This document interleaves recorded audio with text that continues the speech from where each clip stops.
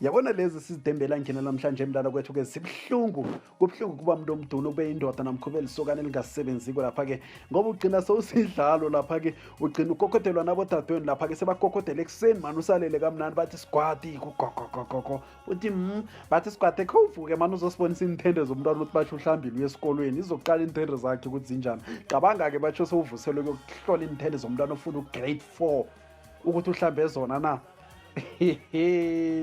lapha khunye sebakuthome musuzilalele kamnandi wasikwadi ulele kanti yini umberegwenu amakhondla abhoboza umgodle epuphu nikhona ekhaya nijikajika imini yoke kanti yini umberegwenu bebakuthiye negama phela amalanga laba babiza nangamagama ahlukahlukeneko lapha-ke batsho bomakapinyoka nawungadorhiko phela sebakubiza ngomakapinyoka batsho ngoba usukhona ekhaya abomana abasekhaya nabathoma barholela bathi nasi inyoka nguwovela kokuthoma namatshe lapha kufanele uzokubulala inyoka leyo ngeza ibuhlungu lezo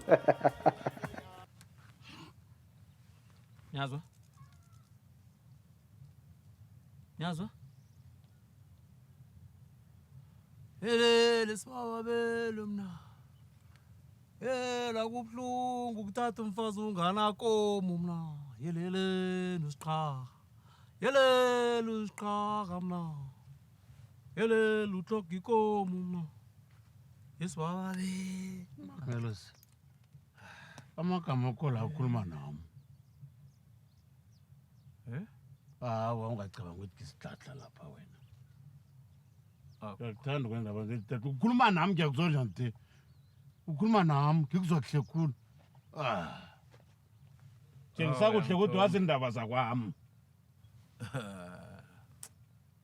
Vele siyalwa ke nawufuna ngikutshela isidomo kwami siyisusile. Nekuseni nje bisukile uba ngitshela ukuthi into yamaka sayithatha kusena into yamazayithatha. Uyayazi ngiyakuzodana. Nyazwa? The writing is on the wall. Writing is on the wall. Khuluma Tshele mina ngesikhuwa. Khuluma ngikuza. Sikhuwa mina. Khuluma into engizwa. Right, lalela ke buti. Mina ngingumkhehle ke buti. I put my head on the block. Umngakho lona sela kutshela indwanyana kutshela zona ezi. Ngokubona na uqalisise uyindoda ungabe sidlayela. Kusho ukuthi nabantu sele bamthinda. Yazi ukuthi yena umazi umfazi wena. Ikazi wami. Umfazi wami ngeke. Wami. Gese. Buka, hey. Totobala tshentsha. Hayi. Kasumuku wami umfazi. Awumazi umkami wena. Kasi wami umfazi wazi wangima ngahlanya kodwa indoda yena phuna kakase. Kwami gese. Lalela ke ngikutshele ke mina umuntu wazi indaba mfana kithi abantu abathinda umngakhwaba kusholo banyana ukuthi baphethe ubutsotso baphethe litshe wena ukhumbula ukuthi usichaka wena awunanje awunakatsu abesi yakho nanje linjalo ngiyayibona msi isikhathi sokunye beyikuphi ngoba bengilusana bengekho futsak Luele wena ngikutshele wena yabona umngakho nasela kunikela ikhatitude enjaya wazi ukuthi uzokuthindeka buthi hlakanipha Nyazwa hlakanipha ababe ngitsho banulile uyindoda hawu udomla amehlo wenzani kanwele ngidumuze na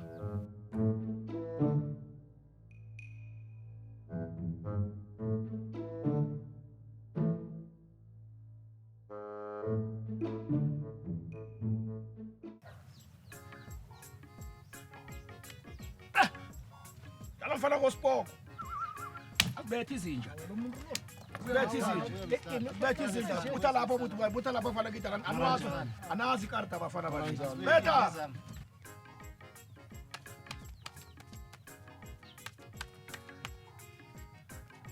Usathana. Umgulukuthi inja. Nganamthethe nganahlonipho. Umuntu wazi kuhle nje bonyana uyakukolota. Thatha imali yakho yakudlala ngamakarata. Kungafike emkhumbulweni wakhe ukuthi angibhadeli indoda le andazi ngoba phamona nje okudlala inonsonso le. Utshoda ngento bathi ikhomosonso. Awunayo. Mnyazwa. Boyman. Anginamali buti ni. Kathi tla nginamali ithi mnyazwa nginamalakho. Ngoba naso ba nayo ugembula ngayo. Awuneyami. Yokudlala amakarata inontsonso nayo. Wena ungabona njalo mara buti man kana ngilasiwe lapha boy man. Ngilasiwe. Akusubabawe kabantu abakulasileyo ke bakulaza ubhadela malami. Babawe. Baba. Wena msana uloyiwe na. Uphambene engqondweni na. Into enye babufila ngisile ngakayo ukuthi nendaba zabantu awozisabi wena. Ukhamba ungikhuluma inaga leyo ke nje. Khuluma ngami. Nyazwa. Ngifuna ungizwe kuhle buti mane. Akukhulunywa njalo nanoma umuntu angabe ukone kangangani wenzeni ukuthi akukhuluma ngendlela okhuluma ngayo ukhuluma kuma amagama akho la alumela buti anehlabathi Babuvila kazi nami ngiyakhomba. Uyangibona? Na ungafuni bonyana abantu bakhulume kumbi. Masubazisa ubuhlungu abantu babuvila kazi. Ngosukuthatha igadango lokuthi kwawena ubazisa ubuhlungu. Sisa ubuhlungu. Funa mina ngikuphathe ngathi uliqanda. Kaze uyibona lo kimapha. Akube malam, ayifuni malam. Lethi. Khona ngibona kona mhlebona isibongo sakavila kazi sibuyaphi. Nimavila. Bantu bakavila kazi uvila pha ngoku ungwakavila kazi man. Ayikhona into engihlako mina esizwe nami ayikhona into engiqhapuhlako mina emoyeni wami ayikhona into engihlako mina Mundu nabafowabo abanemali engakubaba ngithi Durban bayingena kathi umfowenu uBhuda udla yonke into ayifunako thina ke sikokomele indoda ilandela inkomo ngemva Phala ke akusukhuphi into yakabhuda kulomtjado lo. kuphi ngapha Imtjado ayifani nomtjado abezalwana kunomtjado abantu kuphela. Umzalwana uBhuda. umzalwane wena uBhuda idla nakudla kungitshela ngoBhuda uBhuda unemali Banganike la. sitsheba ngomrata ngesitsheba Isitshebo siphi? yini lokho Sotsheba kani? akutsheba ngehloko wakho le Phala. Nasi ke buti. Ngwatha utsheba. uthini Ngwatha utsheba. Uthi- Ungatsheba wena ngehloko nje. ngingatsheba nangeke wangangitshela amala angithi wangitshela amala Tshela ngeyiphi izinja buti. khambo yiphi inja leyo uqinisile Akubona. uyiphe Uzakubona. inone uyihlabe uyipheke bowuthi ne-a phezulu utshebe ngayinjani Biza! nangizakha khona lokhu Biza! diniwe nguwe Biza! thatha imali uyisele emtshinini Hayi. ukhupha imali umuntu uthatha imali siyahlaka namhlanje siyahlaka yazi into engidinako ukuthi wathatha imali wayibuyisela ngebhankini angitholi bona usidlayela nofana ulunge khulu nofana njani umtshini ukhupha imali uyayithwala ubuyisela ngebhankini uthi nasi imali yini wangathatha imali uze nayo lapha ngasikhagi cala nje Nasi into engifuna ibhala kuphela. siyahlaka Madoda qoba abantu ukuvula umlomo. Imali ebhankini. Imali ebhankini. Kenzeni ke kwanje? wayibuyiselelani nawe ungenwe yini nje ubereki landela inkomo ngemva urarwe sitshebo uthi uyakutsheba ngenja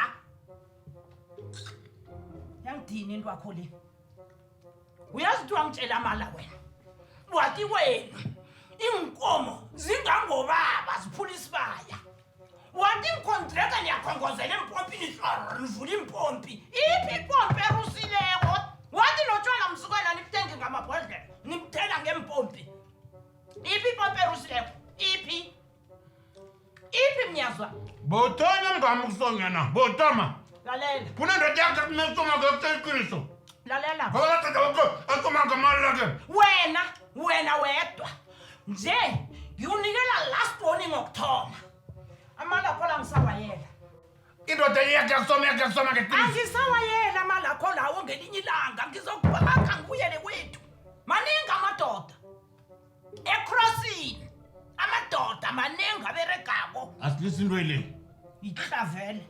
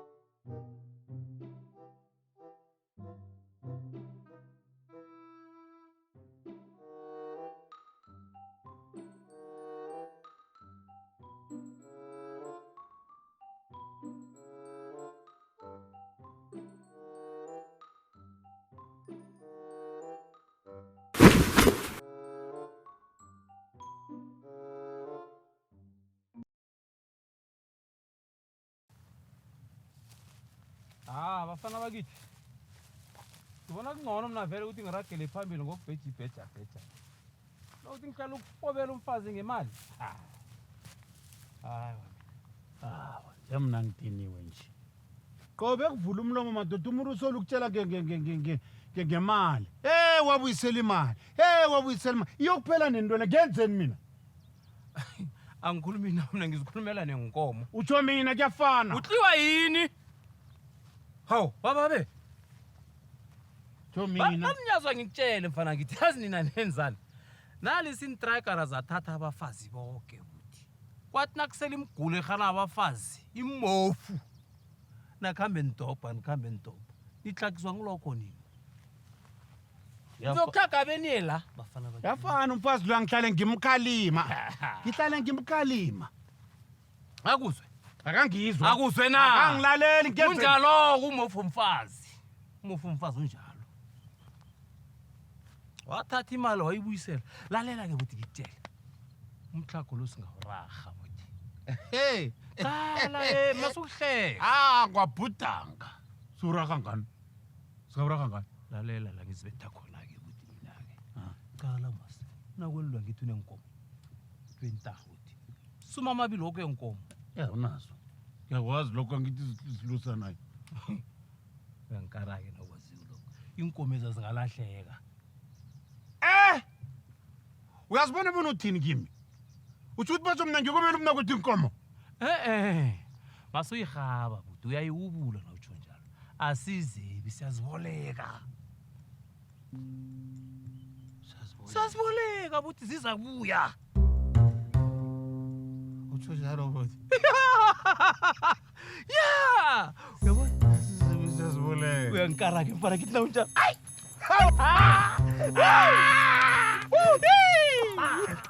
yala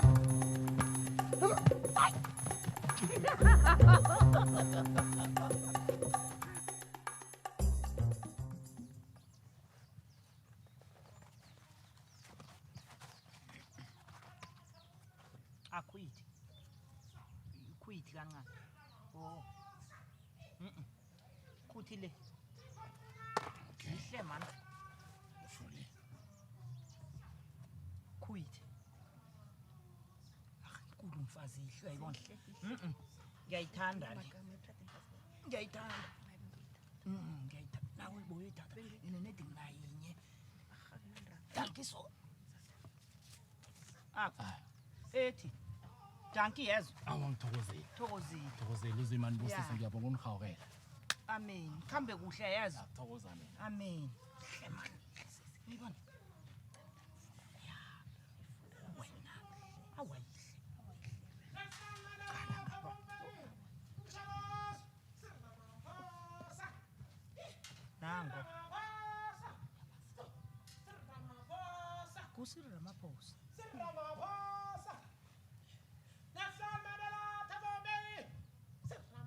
Usunjelo. Uyamazi uhleza. Uhleza yena. Nelson Mandela, Thabo Mbeki, Ramaphosa.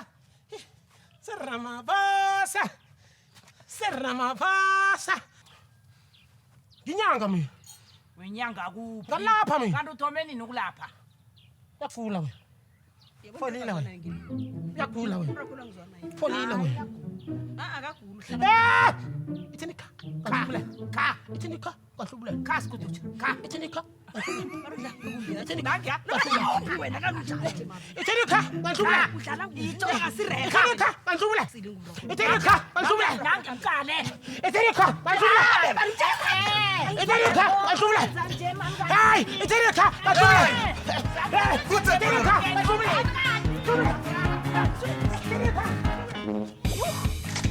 Hey, utek man.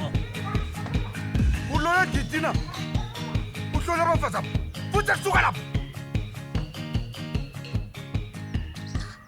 Really?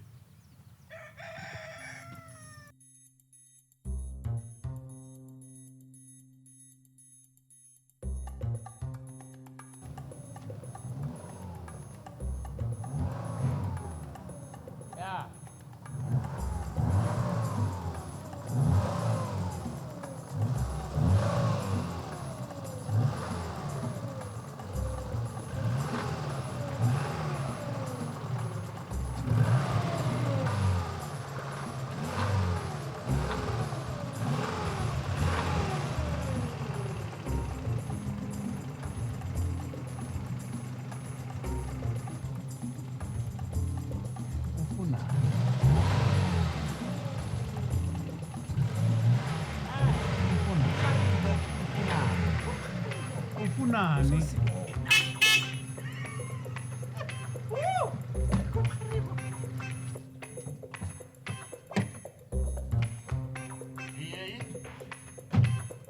Hey, nakumzukulu yo.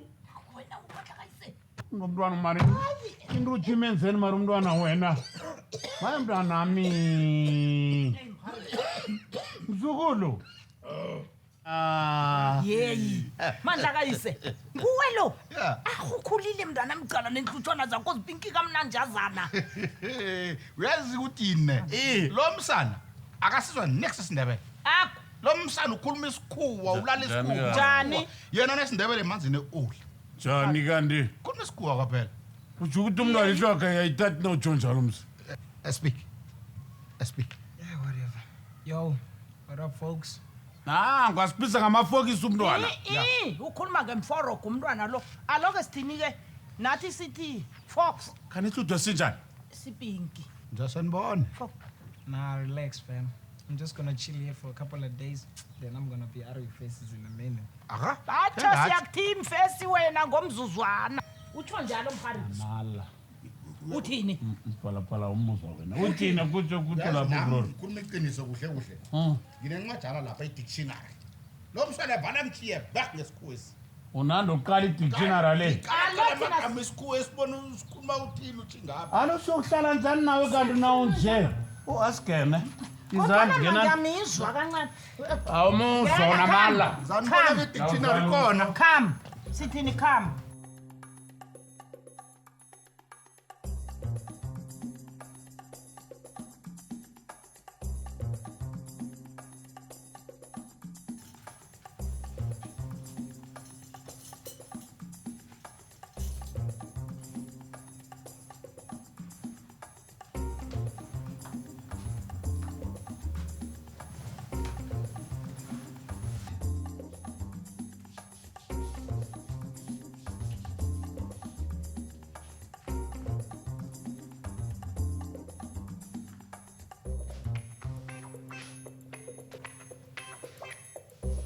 Mihlolo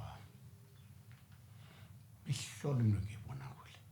Ngifuna ukukutshela siphalaphala nakela kalo mihlolo ngesikakuvumela ukuthi unwathi ibhuku. uthini Uyangizwa. uthini Ungizwile bona ngitheni? uyangikhethela bona ngibatheni lalela wena ngiyazwa kusesengimilo ngisazikhethela into engifuna ukuyibata ngisazithathela inqundo msikusesengimi Wena ngifuna ukukutshela msika baba la. Usemzini kababa lapha. yabona nangisomako kathana wangitshela bona ngisemsini kayihlo bengazukuvuma ukwenda kuyihlo mina ngithi ngende kuwe kanti ngende kuyihlo Kodwa ke msuyaza ngithi ukethile. Usongaphakathi ngemzini lo msi. Ukethile. ye wena nangithanda ngingakhethulula uzangenzani Uzabusihlola. Hlola. Hlekwa bangani bakho. Kukhethulule.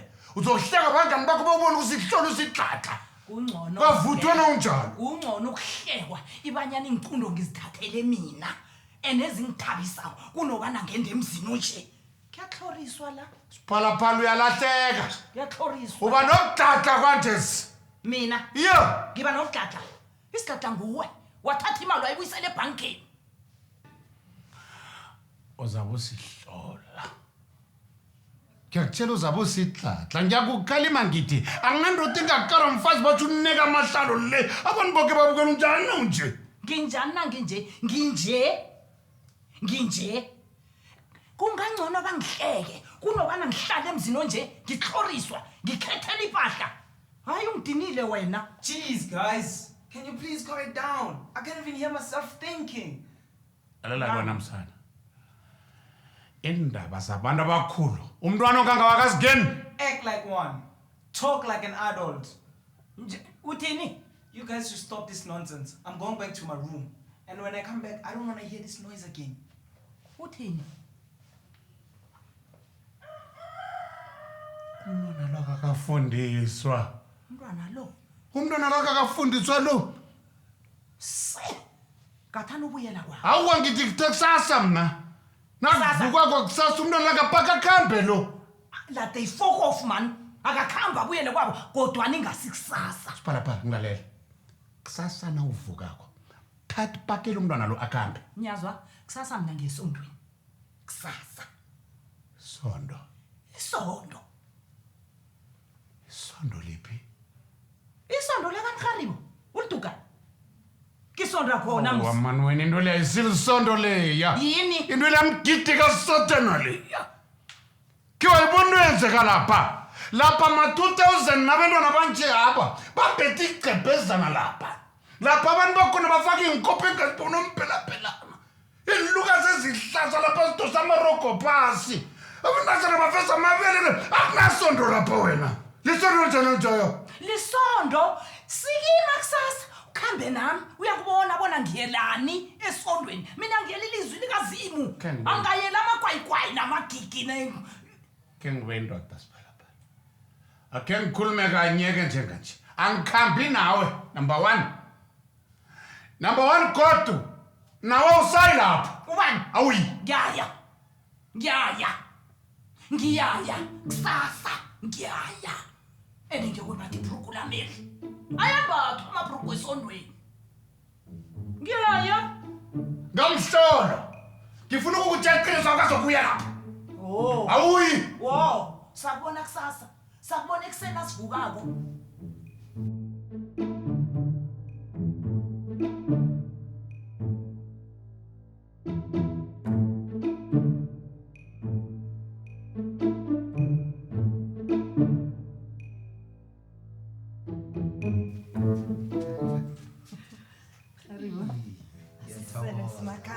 Haribo ngiyathokoza. Hey, Haribo. Akungitshele man. Emaruthi umuhle na. Mara umnakwethu ke akutshele bona umhle kangangani. hayi akusaza Kusele ngachazana manje ukhari. Ngifuna ukusela nami la usele khona.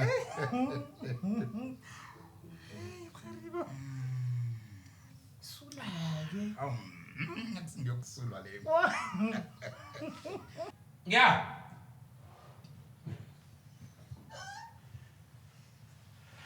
Thank you, Buti.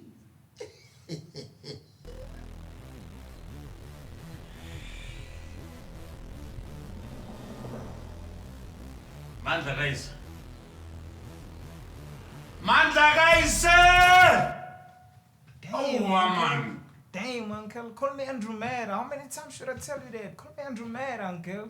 You know what? Just call me AD.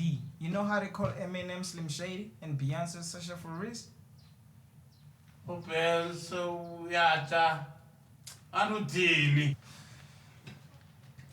Damn, this gonna be a long visit. nomsalo ukuhamba nina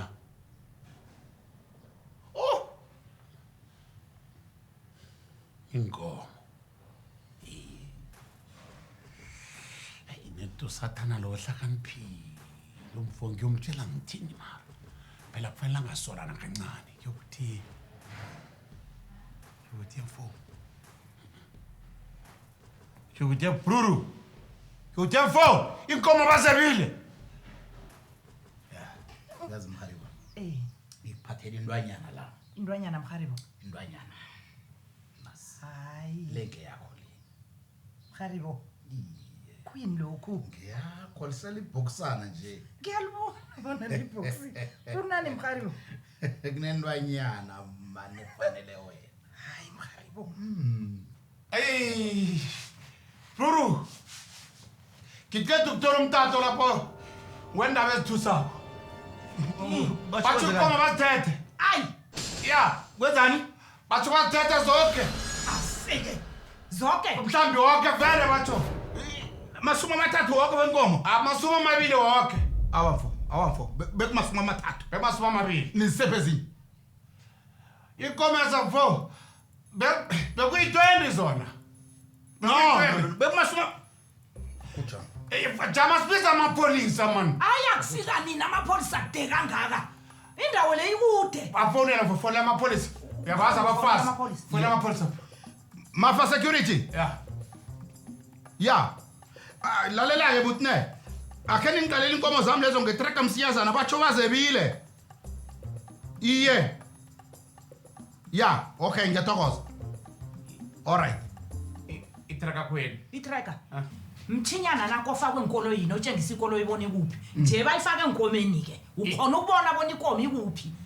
Ya. iyangena nenkomeni Iyangena. manje sithokozakala nje inkomo ezizokuthola Ziyokutholakala. Masumi Ledla. amathi. Ledla mnyazwa ziyokutholakala. nokuthi zithethwe ngubani into le uyifundiswe ngubani Boy. Mtemba khulu lo msana lo. ngisho ukuthi wena uhlakaniphile mnanami Uje. inkomo ezutsho ukuthi mfovele siyozithola Zonke. Basuma amathi. Haya amathi. nemgulukudu le Gulukudu le. Kumuntu. Yokulala ibaliwe. alright abatholakale batholakala Hambe kuhle mharibo.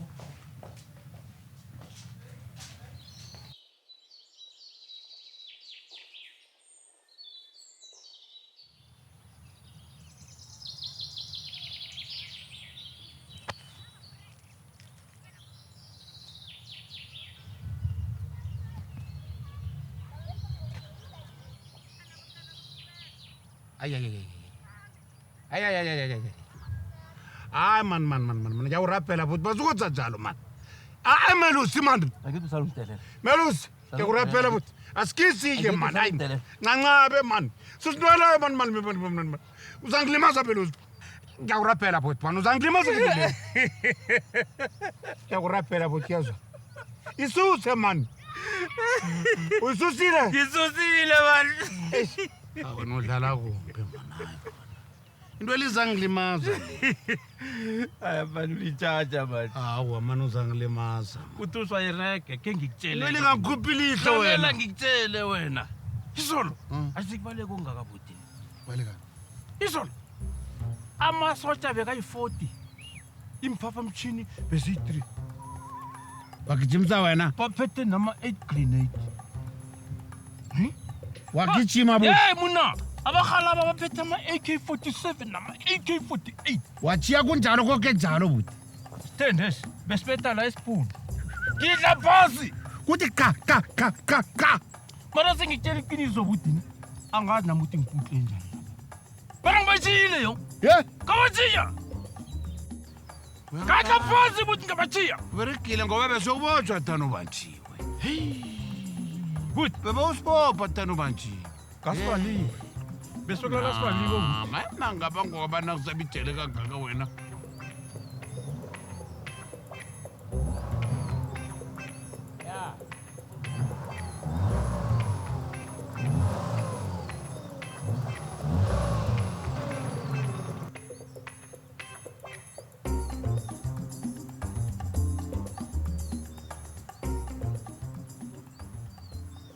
Wathola nge ababe. Ayakhuluma mali. Ayamadodana mali. Wathola ngendrevukazi. Wona ahlise bandla. Hayibona khuluma mali. Ye madoda. Yebo. Yongizekini la madoda. Ngize la kuzonitshela bona. Amapholisa ami aqathwe ngimi. Aphezulu komhlala abana bebinkomo zami. Phezulu komhlala abantu bebinkomo. Namhlanje ngikubekulala babaliwe. Daka blue. Vandag. Serious? Yokuba ngisitsho nje. Namhlanje balala phakathi. Ayokubotshwa. Bokubotshwa. Udana bona Kuba yini ngathi uyadana nje? awa bese ngithi ababotshwe. Babotshwe ne.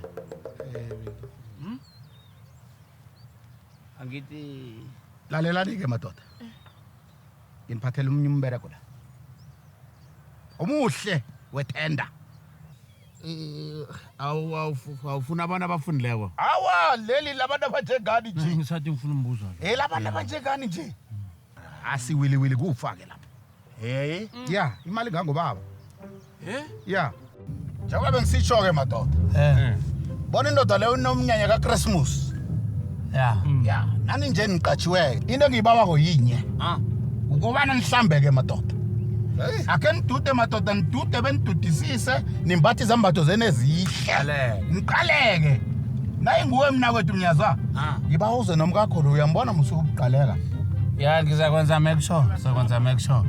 Ya. Ngizakwenza make sure bonyana ngiza naye. Aha. Ya. Wenze njalo ke kuthi ya. Ya.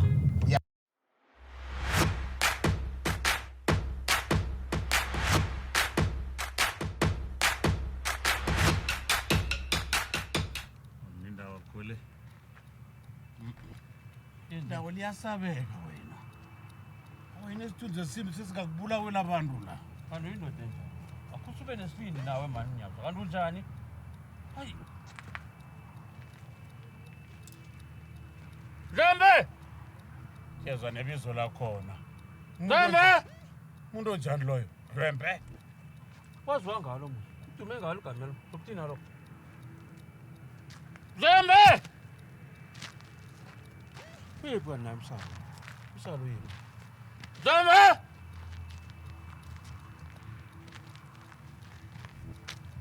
Zembe!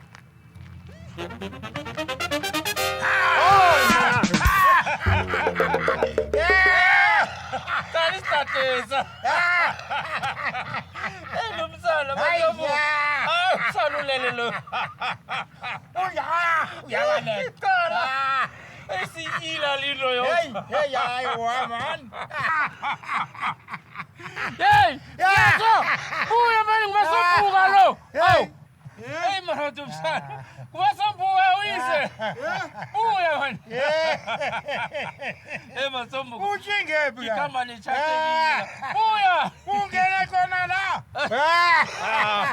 Mnyazo. Hayi. Yedwa kumthina phela. Yayo umthini ukuthi. Umuntu nangu. Hey. Masombuka. Ngikhalimela mihle ukuthi nisukudlala ngabantu bezala. Masombuka manje. Masombuka manje. Abantu abama-customer manje. Hawa manje ukhomnisa manje.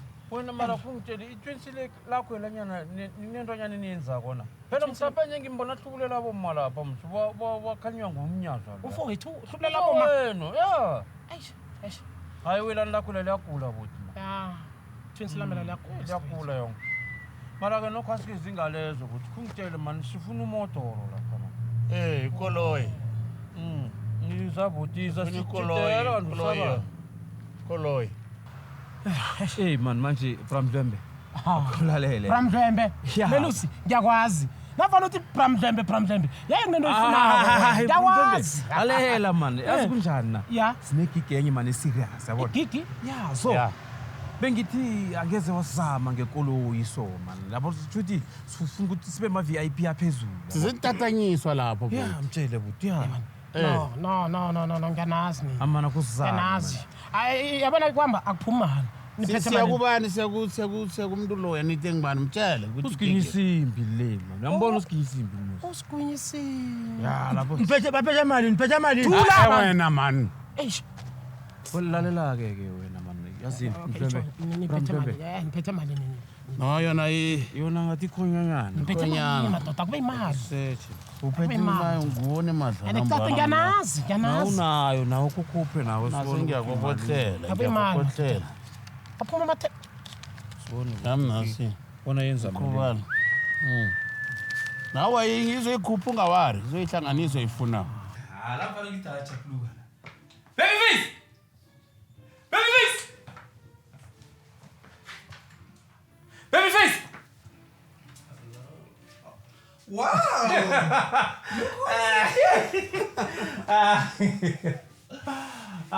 You're good. Ngirege man. That's nice. Yeah. And then, who is the guy? Umnganami lo mnyazo lo. Oh, Yeah. Yeah. Chapluka man. Aha. Ngithabela ukukwazi Mnyazo. Nami. Ngingu-baby face ibizo lami. Lalela ke Babyface. Yazi into silethela. Yeah. Sizele i-design. Sifuna ukubonakala ne sizingkhothani zamandebele straight. Ayizomunye umhlobo. Yeah. Yeah. I have an idea. Yakwazi ke Yes. wena. Hayi izinto zami lezo ngizibethalula kakhulu. Ay man. Futhi wena man. Kanimele usukezana wena man. Hayi man Melusa. Asikambe lapha kalumsabi la. Asikambe man Melusa man. Ngiyakamba mina la. Hayi man Mnyazo chapluka man. Alisuthi leso yithola njani kanti nasingamedwa umuntu lo. Umuntu lo phela ngoyothembekile kokhona ukwenza isuthu eso. Mtshele. Awu. Hawu. Chapuluka baba man izinto zazenzakalela la sidla abantu la sidishile nawufuna amanzi siyakulethela nejuice nesiselo sesiyakumeda nje siyakuthungela nokujayiva kuyajayiva sikudlalela umvumo yonke into man yenzehlela. Hawu.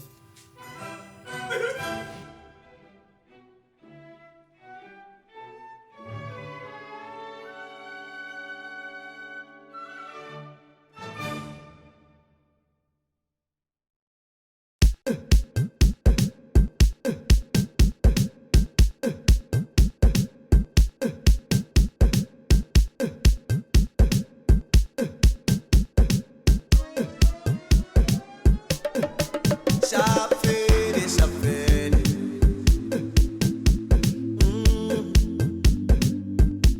Tricota no treco nyama. Afika thina bafana. Kalakala. Wo. Nginganihelebha bobaba. Iyawa thina sizitatanyiswa la. Ma guests. Qakatheke kakhulu. VIP yaphambili. Okay. Mara kuba khona nikhona ku guest list. Sikhona. Khona vele. No, I remember these ones. Huh? Yeah. They are the one to play with the kids. I remember them. Okay. They are here for kids. Bobaba nangabe kunjalo. Nilada khulu. Isikhathi sinibethile nilada. Yeah. Manje sibuthi besithi kukusikabe man ukusiphindwanyana yokulula umzimba mina ongipha amahelele bami buti. Wala ukuthi mina ngawufungithi ukhumbe emithathu. Ukepenrad. Nede siluleke. Akhe nijame kancane machegu. Akhe nijame kancane. Nina senifuna amahelelep nenkepe endathu nokubereka ningabereki. Hayi khona. Kanti kuhle berekwana lo mbereko bani. Wait, guys. We are wasting our time. Come in to go play with kids. Take. Now, come. Come go play. Yeah? Time is going. Faster.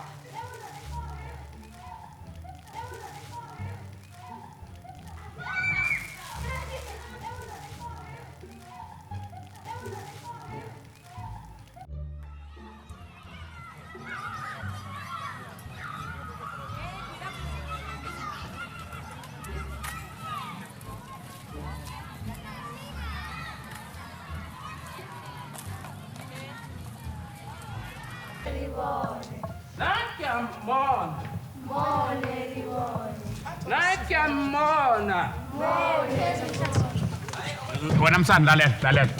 Uyambona nangu umuntu odlala nabantwana. Shuwa na mukama kudlala nomuntu nakhe.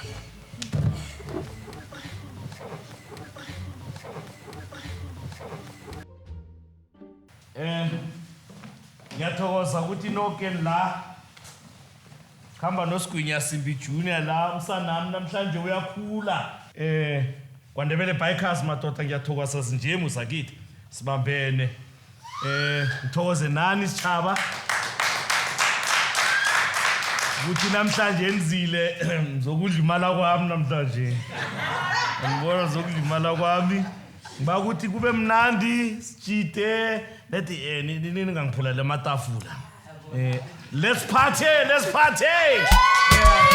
Asayiveni kube mnandi.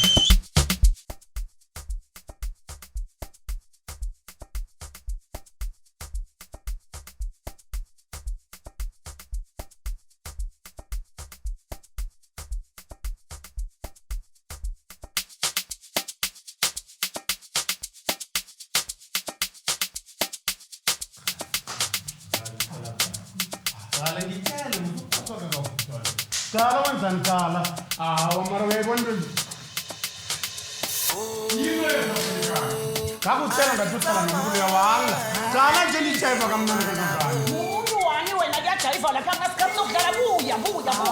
Kanti uhlala umuntu lo mana kusilisa umuntu lo. Hawa mani uyangimora wena. Ukona nomuntu lo. Wena. Mana kulisa umuntu lo. Yakuthanda sipalapala wena uphiza ugijimisana nomuntu lo. Mani uyangimora.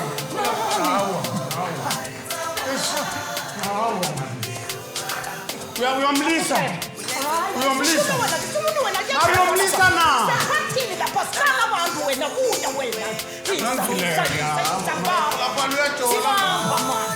Hawa mani. Isa mani. Hawa jayiva nawe namngiyajayiva. Sahathi kwenzana lo. Ayalo. Palapala na imnulo yawe. Ngithi nyalala ngiyavuka zisekhona zifuna ibhodlela kamkhize montana ziyawa uvuliwe ngona ngishone khona uma ngidaliwe ngibaheri siyofastakiwe kodwa zonke inkinga siyofastakiwe xala ukhipha istress wena ngiyokukudla nobuyenseni siyofastakiwe uma ngidaliwe ngibaheri siyofastakiwe kodwa zonke inkinga siyofastakiwe xala ukhipha istress wena ngiyokukudla nobuyenseni siyofastakiwe angeke ngalotshwala inkinga ziningi kulo mhlaba awungaphi oleli yakhala lithi mntanami wataba kangaka ayikabhakhosi ayike imali yami eLas Vegas bangenza ngangala Buta. Yabona amadoda ababili la ngiyazi abalusi bagenzela ipati yabamnandi. Makhathini. Kwathokoza amadoda lawa yakuthola. Manje kuzwa lama fana. Yeah. Chamane. Yeah. Bona mina. Imali enkulu. Angizela khona. Madoda ukuphathela mina yabo. Yeah. Yeah, ukuphathela straight. Yeah. Yasimbi. Ayikho zentu zabazibanyana nje.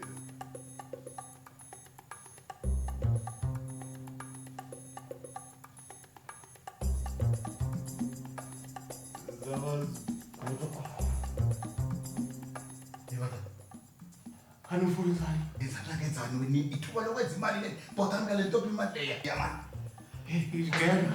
Bhodani Ngiyabheka maphambi. ngifoka bani ntombi imali leya. Mina uzokulandela. Isafe ivulekile. Wabuyisela imali lokaziwe namani. Uthatha imali njena. Isafe ivulekile. Yazwa. Awunalaka manje. Akuzimali leya. Ngomfunyana ngaphandle. Baba.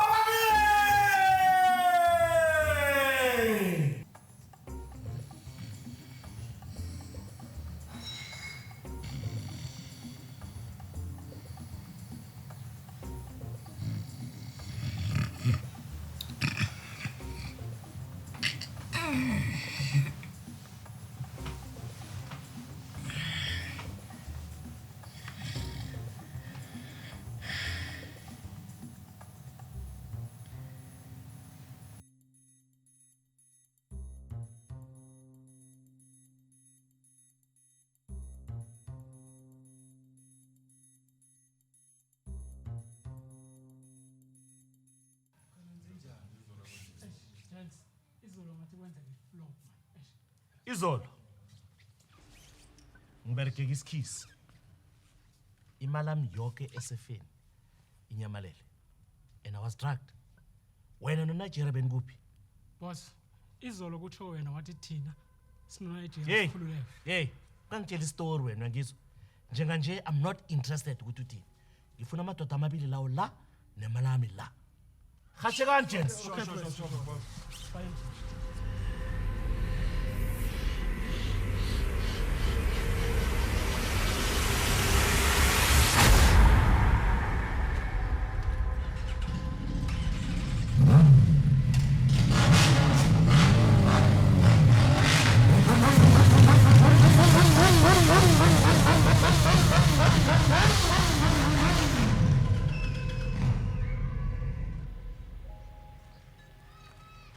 Anginike semvumo lo.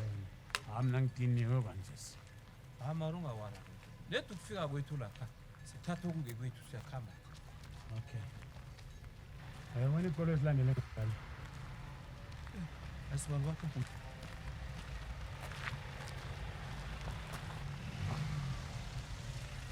Yamadoda.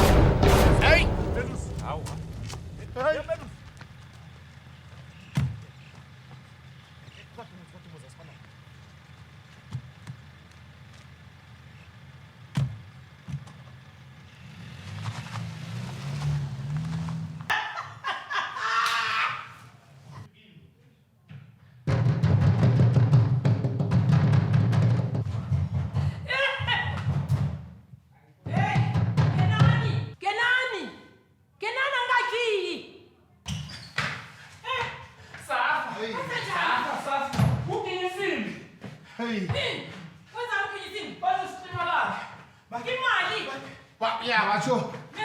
Bacho imali. Papi? Akabe. Ayisho nani? Hey, uyani? Ngithi kwenza njani tshela mina? Bathi siklima la. Isimbi. Melusi. Bathi siklima lakhe. Imali. Iye. Nidla imali yakhe. Bathi siklima lakhe. Awukubone mina. Melusi kuyapha. Ungathi ufuna ungibonisa imhlolo. Uyakhumbula abantu solicikula lapha lalawo ngumuntu engibhacabhaca naye. Njena unomdela ubulawa ngisikinyisa imutsho ukuthini? Ngiyabhaca vele. Ngisiza baba, ngisiza. Umuntu osele sengisele naye njenganje nguwe. Uma kusikinyisini. Manje ukuthi ke nake baphu yasozivikela ngani? Ukuzivikela. Iye. Hawo chapulukani. Relaxani lapho. Ubaba lapha wayelipholisa. Ezinye zengidi zakhe zasala lapha. Zanaso. Chapulukani. Zanaso. Siphathwe ngini muthi ne? Ngimi. Asiphathwe ngini. Asazi isigidi wena. Yakwazi ukudumza. Babam. Ha. Uthi. Asiphathwe ngini. Asiza. Asiphathwe ngini. Yaza lesikide sokuthi nyazo. Asiphathwe. Hawa, asibe kuwe. Asisigida thuthumba isigidi. Dali, kambe ngithandelana.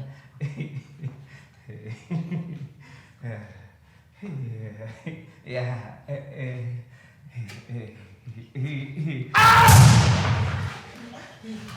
Hey! Hey! Stasele! Hey! Stasele! Meu! Stasele! Stasele! Stasele! Que saco! Me que pare tudo velho! Que tudo já fora, que pare! Deixa mim!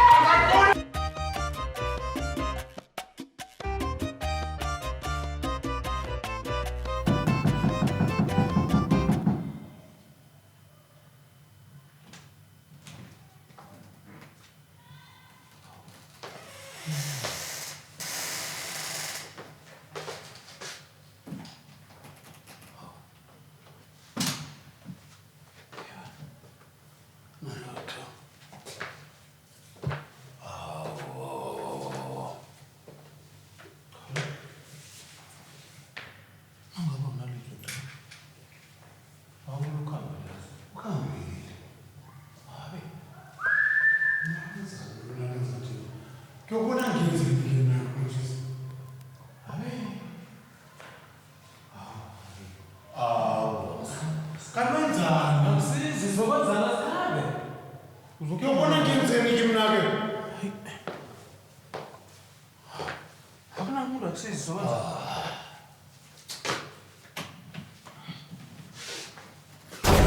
Hey! 2 mosquitoes. Hlala phansi madoda. Mpela, uzama ukuphuma lapho. Phahla zidlule.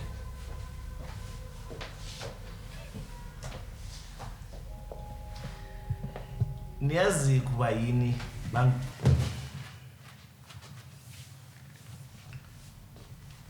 bangibiza ukuthi ngikusigwinya simbi.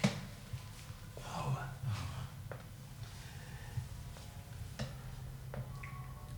Abantu bazame bomalambane. Ubazame ubathathe ubaphumbereko nabaceda la bacanga ukuthi bona bazokwenza wena isidladla bakwebele. Yazi umna kwenu Nyaza wakho angitshela ukuthi wena waba nethuba lokuthi ube ne-100,000 ngobudladla bakho azange ube nawo. Ngiyacabanga ukuthi budladla benu nobabili okunilethela ukuthi ngicabanga ukuthi nina ngewela mina imali. Awu mina kusinjalo. Mnazange. Awu mnazange. Iphi imali? Ithethwe ngubhuda. Umyazolo uyinikele ubhuda. Hawa mina. Shut up Awakho Mina ngubhuda Thulani. Uyinikele nguwe. Thulani. I saw the tape. Ngibonile tape. Imali ethethwe ngini na nobabili. Ngehlisa indwele. Ngizonipha ithuba lokuthi nibuyise imali yami. Nangasinjalo nizokuhlangana nesimbi. Beniyanya nokunya. Ayisimi mina ngini. Akuzongihelebha. Hlalani la.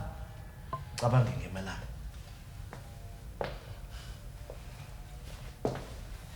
Kukhombe nakulo. Ayibona into yenzako kwanjisa. Uyayibona into yenzako? Into yiphi? Besicala kamnandi emangweni lesizilusele inkomo. Wangena ebusathaneni wena mntu ufunda into yokweba. Kana nje kuthi sikuphi. Ndesithome ke nje bathi sokufuna nemali esigazi. Miyazwa sezwa nasokhe. Sezwa nasokhe ukuthi uyithatha imali le. Nomna kwenu. Mina wezwana nomna kuthi ke kuzwane nami. Sezwana. Awake sikimake sikhambe sokufuna imali leyo. Ukusima nje. Ukusima njani kunjengemva? Wenzeni? Nulo ungikhome ngesigidi wathula ngithi. Nulo wenze ukuthi ngiziphunyukhele. Iphunyukhele nje. Akhe siwadoma melo sibatho. Melo singadoma usibhabhela umkhulu kanga. Akusingabo. Melo sibhabhela. Ngiphunyukhela. Awake kufanele ukuthi sikhambe noma unjani uzokufuna imali leyo sokunjani manje. Ngiyokama njani ngidiselo la Miyazwa? Sizakhudula endleleni. Hawo mna ngazokhona. Ngiza ukuthi asikhambe. Akujame mama. Awu asikhambe. Sobona sithana awisa. Mna ngikha. Akujame Miyazwa. Ngisa. Funa sikhambe. Angangeni indlela umntu. Miyazwa ngiyokama njani? Sikhambe. Yazi. Zindo zakho zonke lezi. Angekho la ngikhona bathana isuku. Uyazibona mina nginebhadi mina. Nginebhadi mina. Njengasikade umkami yokubhubha umkami. Selisikhathi esikanga umkami bambekile isikhathi sele mzuzonyana. Ngenzeni mina ngenzeni ngani? Hayi khona kuwe man. Hayi man. Hawu. Kusuhlukane nomoya mama. Trapa ngiyakurapela nawe ukukata ngomotoro lo ugijime. Kanti wenzani? Pathaze lokho. Pathaze lokho anokhonako man. Mara madoda hawo. Gijimisa ukuthi gijimisa ikona.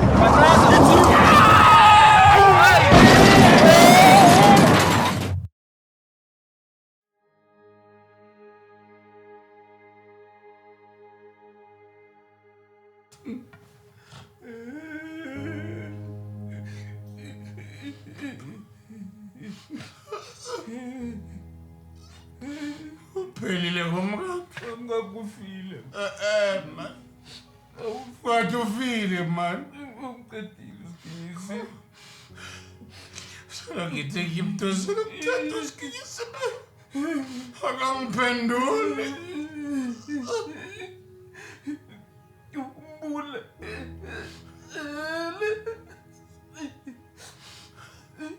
Utsho ukuthi uqedile mngane.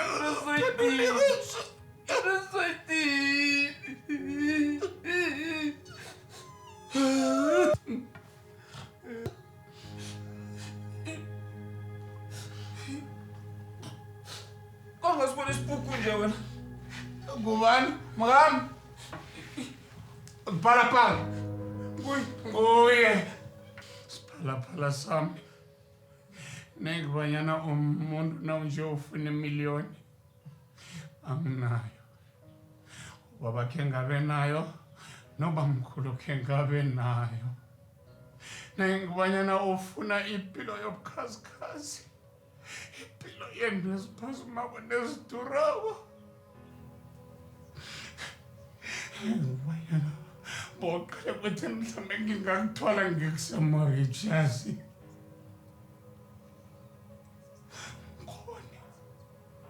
Ngibhalelwa nayitepena kwatepeni. Mina into ngiyithembisene neyinye ngingakutshela ngayo. Kodwa ngakhamba nakhona ngakhamba ngiphambukela ngibhalelwa. Ngifuna ukukuthembisa mngaka.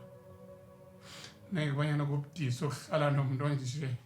Nekubanyana kubudisi ukuhlala nesikhake esinje. Ngiba ungitshiye nginje. Ngizokulila kodwa ngiyokulila bengithu. Nekubanyana uyangifuna ngiba usikile. Ungasangifuni kongiflathela.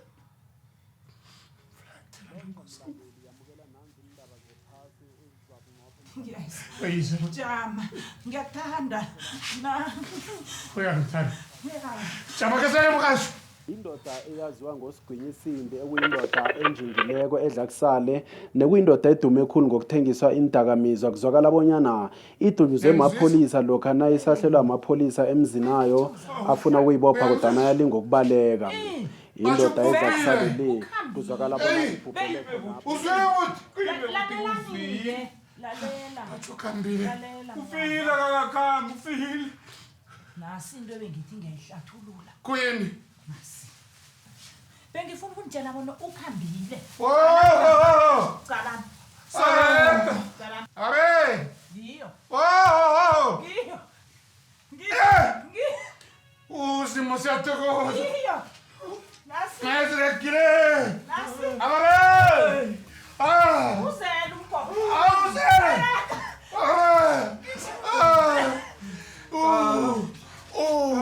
Umngami.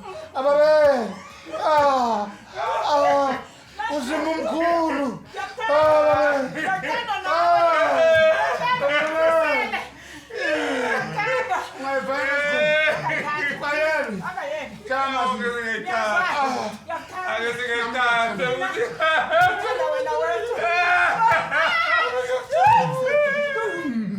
So fast. This thing between you two of fighting and making noise, it must end. And since I've been living in this house, we need some rules. Lalela ke msana. Ngizowunikela irule nami. Rule. Kuwanyana sakho esi. Sisale yegeni baba. Outside. Okay, fair enough. Outside gate. Okay, fair enough. What am I supposed to Isene. Nanga sifiza ngemfene umntwana lo. Ngiyaphuma kuwe. Satan. Nkulukudu. Solo wafika lapho na Satan ndina mthako hodwa. Sathele ngesikhukwa. Nwana sikhara. Abengani bakho nabafuna imali wena uphethe ufundisa course Satan ndina asakhona ukuzithabisa akusakhona ukuditha. Akusenamuzi ngaphangawe nesinontsotho esikhona sakho. Ngifuna ukukutshela ukuthi namhlanje ngikuxoxela kokugcina ngoba ngisakubona. Namhlanje siyakubalela wena msana. 10 7 phuma msana. Out. Sizwe msana yo. 8 yong. Out. Wena msana naye. Fuck off wena msana wena. Angisakufuni kulumuzi lo. Itweni ngiyole